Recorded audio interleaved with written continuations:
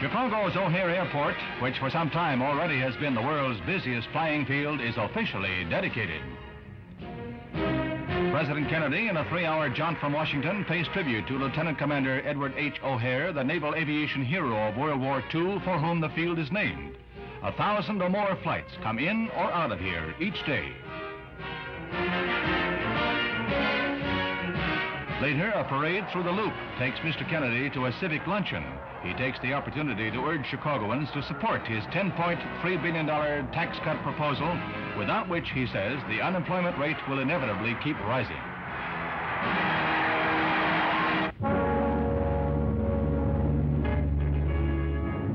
When the submarine Thresher slid down the ways at Portsmouth, New Hampshire in July of 1960, it was a gala, patriotic affair.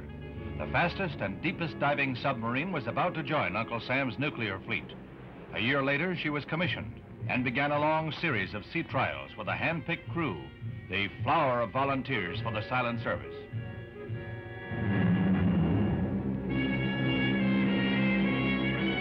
Last July, the Thresher went into the yards for a shakedown overhaul, and new secret equipment was installed. She then put to sea and successfully went through shallow dives. The next day, a deep dive was scheduled. She'd never serviced. No sooner had the tender Skylark reported something amiss than Navy search teams went into action. There was optimism at first. Maybe her communication equipment was faulty. With the hours, hope waned. At the point where the Thresher submerged, 220 miles east of Boston, rescue craft knew that the sea's depth was 1.5 miles. But the search went on. Many recall the epic of the submarine Squalus in 1939. She went down off New Hampshire, crippled in the midst of a dive. But the Squalus was a different story.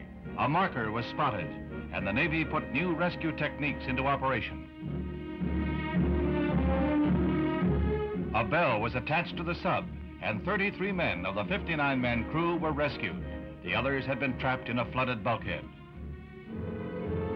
The day following the Thresher's fatal dive, search vessels discover oil slicks and debris that confirm the worst fears. It is the duty of Admiral George Anderson, Chief of Naval Operations, to announce the loss that saddens a nation. Well, I conclude with great regret and sadness that this ship, with 129 fine souls aboard, is lost. They rest in the bosom of the sea they loved, heroes who died pushing back the frontiers of man's knowledge.